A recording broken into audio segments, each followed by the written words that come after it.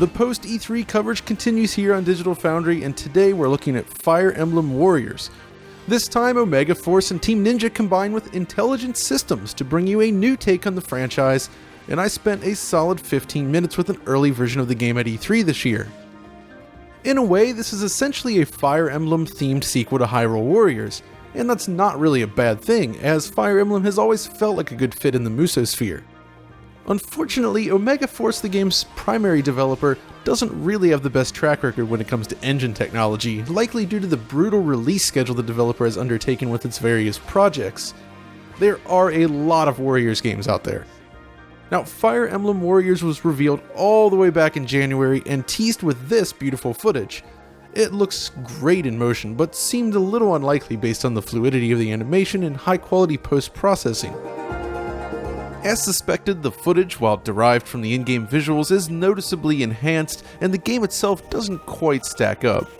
And honestly, it's not difficult to see the lineage here. This is yet another Musou/Warrior style game running on the same crusty engine as before, and exhibits the expected flaws. Of course, Omega Force has been hard at work on an improved engine, which will debut in the upcoming Dynasty Warriors 9. It looks to be quite a leap over previous games. But Fire Emblem Warriors does not appear to benefit from this improved technology at all. Still, while the engine may be dated, that's not to say that there haven't been improvements over previous games.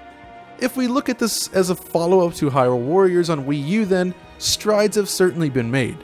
For one thing, the resolution has been bumped up from 720p on the Wii U to an adaptive 1080p with this new game on Switch. By that I mean the game flicks back and forth between full 1080p and 900p regularly during gameplay. Image quality really isn't a strong point here, even at 1080p, due to the lack of solid anti-aliasing, but it is at least a noticeable improvement over Hyrule Warriors on the Wii U, so there has been progress there. The quality of the visuals themselves has also been improved in many ways. Character models are more detailed than in Hyrule Warriors, and there are often more enemies on screen at once.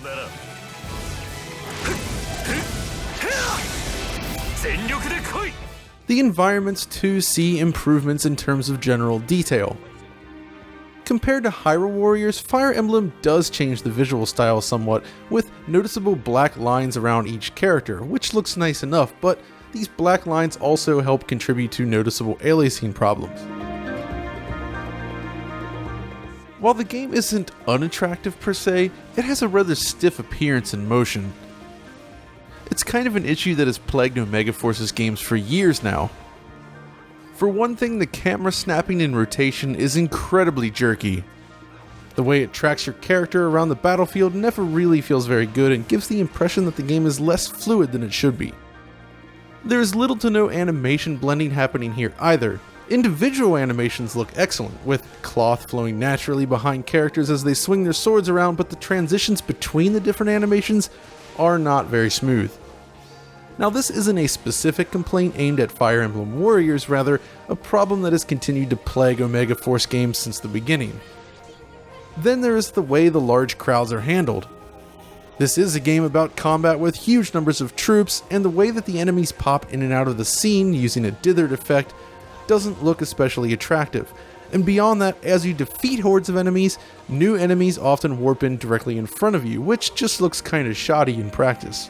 It's hard to feel like you're making a difference on the battlefield when new enemies just keep spawning in, as old ones just disappear. But if we overlook those nitpicks and just focus on the visuals themselves, this is improved over Hyrule Warriors, and it does demonstrate that the Switch is indeed more capable of handling a game like this, as you might hope. Which brings us to performance. Simply put, Fire Emblem Warriors does not currently run very well, and we don't have that much confidence that things will improve by release based on the developer's track record. Here's why. Let's look back at Hyrule Warriors first. On the Wii U, the very first level of the game is already dropping frames and spends nearly the entire battle below 30 frames per second. It only gets worse as you progress as well. Even with Nintendo's backing, frame rate clearly hasn't received the same kind of attention it typically gets in a first-party title. Now, the 3DS release of the game then was even worse, especially on a standard 3DS. though on a new 3DS it could actually run a little better than the Wii U version in some ways, though the visuals were heavily downgraded. In the end though, Hyrule Warriors in general just doesn't run very well on any platforms. So how does Fire Emblem Warriors stack up then at this point? Well, first impressions aren't especially positive, but when looking back at Hyrule Warriors, we do at least see an improvement in general performance. The frame rate still dips below 30 FPS on a fairly regular basis, but comes much closer to reaching its 30 FPS target at times. Prepare to meet the wrath of my army! Unfortunately, frame pacing errors often present during gameplay, giving the impression that it's running even more slowly than the numbers would suggest. The end result is an experience which feels juddery, to say the least.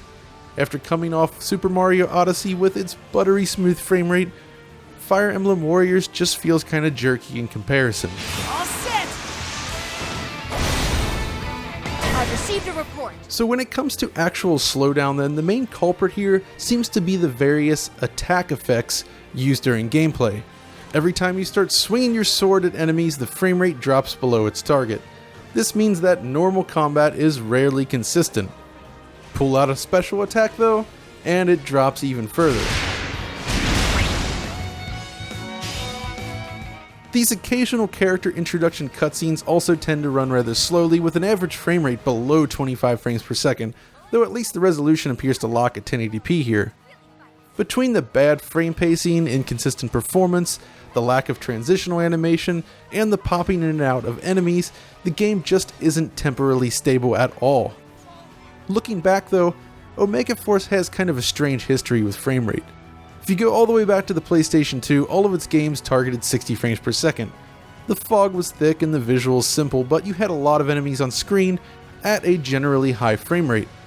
On the PlayStation 3 and Xbox 360, however, things took a turn for the worse in general, aside from some of the Gundam games, and that has continued on Wii U, and now with the Switch.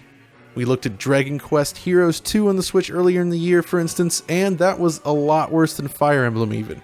So in that sense, Fire Emblem Warriors is a big step up. Ultimately though, this is the kind of game you would expect. It's another themed Warriors game. With Nintendo's backing, we had hoped for additional refinements here, but it still shares many of the same limitations evident in basically every other Omega Force game. Now, if you're a fan of those types of games or Hyrule Warriors, and you didn't have any issues with the sluggish performance in that game, then rest assured that Fire Emblem Warriors is an improvement all around. Just don't go in expecting any big changes to the engine here. Now, of course, this is still an early build, and things may improve further by release. And of course, that's what we're hoping will happen, but the track record kinda speaks for itself, so we're not getting our hopes up just yet. We've also yet to see the performance in mobile mode.